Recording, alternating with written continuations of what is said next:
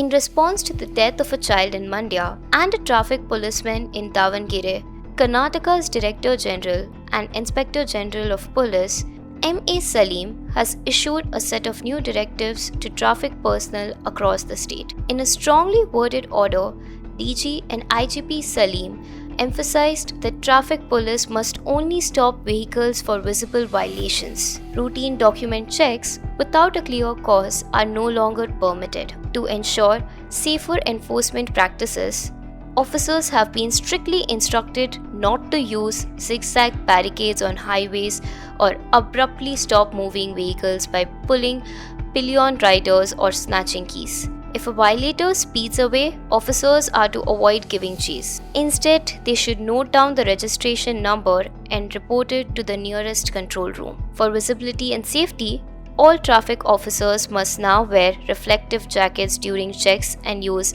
LED batons at night. Physical vehicle inspections must be conducted while wearing body-worn cameras. In areas equipped with intelligent traffic management systems, contactless enforcement methods are to be used whenever possible.